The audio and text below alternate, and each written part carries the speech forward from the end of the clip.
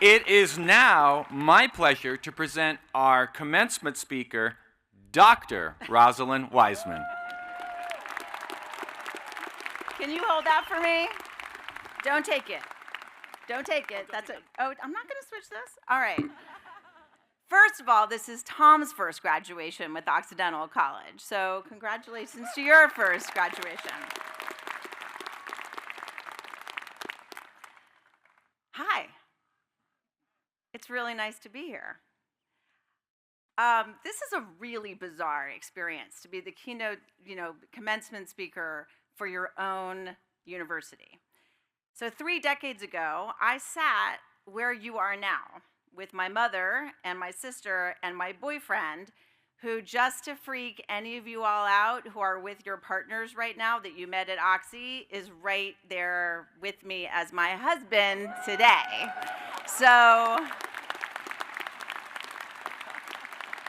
I know it's strange, it's scary, but it's actually worth it because I clearly could not be here without him being every step of the way with me. And so also is my younger son, who just graduated from SDSU 2 days ago, and he actually made it here to this commencement. So, as my mom would say, who's also here, this is a peak life experience to have this in front of you. Now, I speak all the time all over the world to political leaders who are usually, frankly, the easiest, and 7th graders who are actually usually the hardest, except 5th graders have been really, really hard this year. But by far, the most difficult speech to do is a commencement speech, because it's so easy to default to cliches. And I hate cliches. I always have. So am I seriously going to stand in front of you and tell you and give you a motivational speech about how you are the future and dream big and the stars are everywhere and all of that stuff? No, I am not. No, because you deserve better and you deserve more. So why did I agree to do this? So I've been thinking about this a lot. I've been thinking about this when I was speaking at the State Department on Tuesday. I was thinking about this for weeks. I'm like, why did I agree to do this commencement speech? And here's the reason why. Because I believe deeply, deeply, that however you got here deserves recognition. And I believe that whatever you do and where you go and how you did here, I did not do very well here, by the way. I did not have a very good GPA. I did not. So I didn't. And here I am speaking to you all. That it is absolutely important to me that where you go is important. And I also believe that your dignity and every person's dignity in this room, in this space, is not negotiable. And that is why I am here. So I'm not actually going to talk a lot about myself today, because I know me. And because this day, of course, is about you.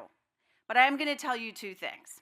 One is, I graduated, like what Lucia said in my intro, I graduated from this school so much smarter, not only smarter, but truly so much nicer than when I arrived from Washington, D.C. Now, the reason why, now D.C. people, tell me if you disagree. When I came here from a prep school, which I will not name right now, because you will make judgments, DC people, is that I was horrible. I was intelligent, but I was snotty and I was judgmental. I came to Oxy because somehow I knew I needed to get away from what was making me so intolerable. By Thanksgiving of my first year, I was at Poly, 3 friends sat me down and said this to me: we've worked really, really hard on you. You're so much better now. You don't look at us like we are stealing something from you, because that's actually what they said. Please do not regress over break. That was emblematic of my most important experience here. Smart people held me to high standards and told me hard truths because they cared for me and they cared for the community we had here. Second, is that while, yes, I wrote the book Queen Bees and Wannabes that became everything about mean girls, and no, I did not realize that a how-to book I wrote about girls for parents and people who cared about girls would become one of those memed things to describe political summits, and that I would regularly go into airports. This has happened to me multiple times, where I've gone into airports and seen women who are going to bachelorette parties or things wearing sashes that say, on Wednesdays, we wear pink. And I am so tempted to go up to them and say, do you know who I am? I have never actually ever done that. But that's cool. Mean Girls is cool. It is. If you love Mean Girls and can spout every part of it, awesome. But that's not what makes me proud about what I do. What makes me proud about what I do is to be able to be here because of a lifetime of work, believing that young people have the right to their voice being heard and taken seriously. That is why I am proud of what I do. So, this is a big moment for you all, besides Tom's first graduation. This is yours, right? It's been mentioned besides and beyond COVID. Now, this is sort of to talk about a cliche, it takes a village to raise a child to graduate from Occidental moment. But it's more than that. It is a takes a village to raise all of us kind of moment. Now remember, I really said I don't like cliches. And one of the biggest, most annoying ones is it takes a village to raise a child. Politicians love to say these things. But the village is complicated. People do not get along in the village. People argue in the village. And right now, it feels in our village that word of things are uncertain. I disagree. I think things are very certain. And we just need to remember what those certain things are. In this community, like communities all over the country, we have struggled to be our best selves regardless of our political position and regardless of how passionate we feel about the things that we believe and how righteous our cause.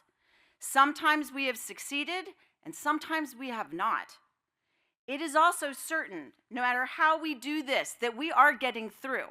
That is not an uncertainty. We are getting through. It is just how. And I am certain that the way we do that is with principles that guide our thoughts and our actions. And if we stick to them, we will be good because we will be in integrity. Here is what I also know to be certain. Ask yourself, especially the graduates, but for everybody here, who did you respect growing up? How are they responsible, graduates, for you being here right now? I would guess that the person that you are thinking of right now and holding in your mind and your heart is not because of the position that they had. Maybe they were your parent, your grandparent, your uncle, your aunt, your neighbor, somebody, a teacher. Maybe they held that position, but you did not respect them because of that position. You respected them because of the way they treated people with the power that they had, and that they used their power to be able to recognize the dignity of all people. So here is the secret that we do not talk about. We, and by the way, graduates, we've all had this experience. You can talk to your grandparents about this. We have all had the experience of having to show respect to someone that we actually don't because they abuse their position of authority to demean others. And if we object, we become the problem. If we are marginalized in our community, in many ways in our country, our towns, our communities, our universities, if we are marginalized, it is harder for us because we are labeled as being disobedient. But what we are doing is striving for dignity and recognition of people's essential worth. Now, I want to be very clear. Respect, and I learned these things at Oxy. I learned to be in the storm of ideas and hold myself present. I learned to be able to look at what words really meant. And respect means to look again. It means to admire someone's actions. Respect is earned. It is not just a given. When a 13-year-old says, in order to give you respect, you have to earn it from me first, that might be obnoxious, but they're not wrong. Now, I know we have all been raised to respect our elders, and it is part of our culture. But it is also a universal experience around the world that people are in places and positions where they have to show respect to someone who does not treat others with dignity. Dignity is profoundly different from respect. It recognizes the inherent worth of a person. It is regardless of whether you have a good idea or not, or whether you dislike me or my political opinions. Dignity is not negotiable, always. And when we compete to demand respect, it becomes a race to the bottom. The power struggle intensifies.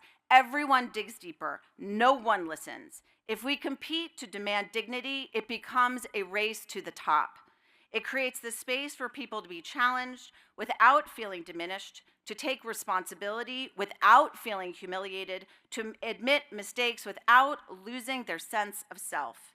And the life-changing moment is to realize that treating someone with dignity looks the same as treating someone with respect, but it feels different. One feels like submission, and the other feels like empowerment. That is my driving principle. Now, I have a few more certainties. Listening is being prepared to be changed by what you hear. That does not mean you have to agree. I want you to be easy on people and hard on ideas. We all live in a culture that has become so hard on people, even in wonderful academic institutions like this one, where we are so focused on being hard on people that we do not have the focus to be able to address the problems that we have. When I went to school here, I was able to disagree with people who fundamentally had a different viewpoint than me. And I learned tremendously from them. And I took that wisdom for the rest of my life. I also never sat in class. Never did I sit in class and worry that if I said something that other people disagreed with, that I would be attacked or ostracized. Oxy really was the place where I began to learn to stay present and focused in these storm of emotions and opinions. And today, the thing sometimes in this village and outside in the world that is even more complicated, we fear saying no and we fear saying yes. Everybody is so afraid to disagree with the group for fear of what might happen. And therefore, we do not bring our best selves, their ideas, our ideas, or how to solve the problems that we have. So my challenge to you all, graduates, is if you sat in a class or a dorm room conversation and two sides were dominating the conversation, or maybe one side was, and you didn't agree or you had questions, but you didn't want to ask those questions because you were afraid about how people would see you after, I'm challenging you directly for you to make a decision at some point about when is it okay to speak, what you really feel, and what is the fear of speaking out costing you, and when will you break free to speak your mind to your peers, to your family, to be able to treat yourself and others with dignity in this way, because we need every single one of your best ideas and your best questions. So I don't want us to do this because it's nice and kind. This is a must-have. This is not being nice. This is not being compassionate. This is about a must-have for our community, our villages, your neighborhoods, your hometowns, your school, our cities, and of course, our country. So here's the other thing that I want to leave with you. So this is for your grandparents. Well, graduates, I'm going to talk to you about your grandparents because we've got some grandparents in the room. So I also not only have some certainties, I have some requests. Graduates, I want you to call someone you care about once a week. You don't have to have the deepest conversation, and people are going to be happy that you did it, and you're going to be fine. Make a call once a week. Okay? Look, they're so happy. They're like, please call me. All right. Second, take the risk and fall in love. Your heart will be broken, and you will survive.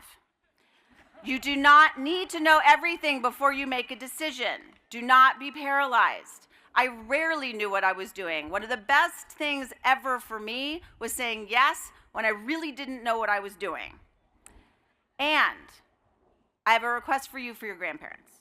No matter what I really want you to do is help them organize their phones. So during brunch today, if you could just organize their phones, and if you could like put their Facebook, I don't think they're on Instagram, but if they are, could you put it at the bottom or they can't find it because they're addicted to Facebook Reels, which is why they think the world is truly, truly falling apart. So could you please organize, I mean this, please organize their phones. And grandparents, please let them do that. And also, you're probably going to guess their passwords because it's probably 1, 2, 3, 4, 5, 6, or like 2, 2, 2, 2, 2. So, and by the way, graduates, your passwords are probably that also. So please do this for your grandparents. Please do that. Now, some of the people here talked about these moments where we look at our grandchildren and our children and we think about this thing of like, we remember you in our arms. We remember when we were so worried about you and we didn't know where you were and we were so angry because you hadn't told us where you were. And we were so freaked out and you figured out a way to have us not track you on the phones. So it is this incredibly important moment. So, everyone, let's just take a moment.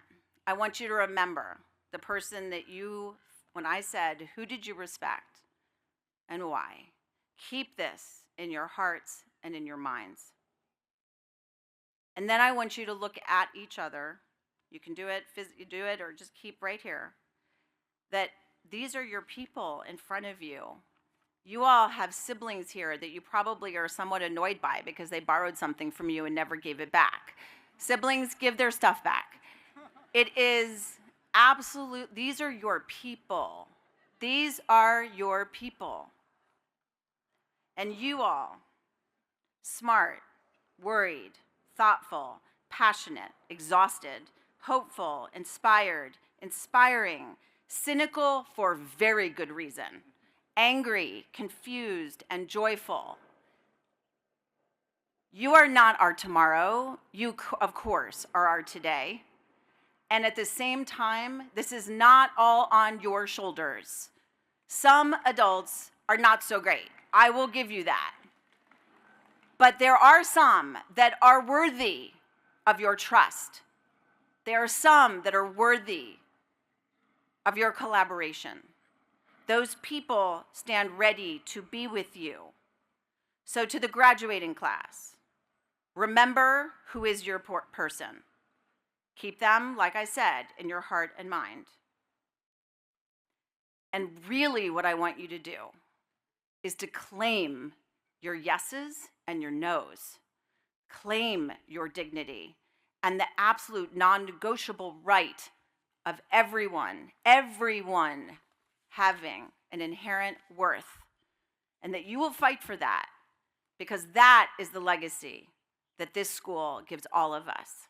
Thank you.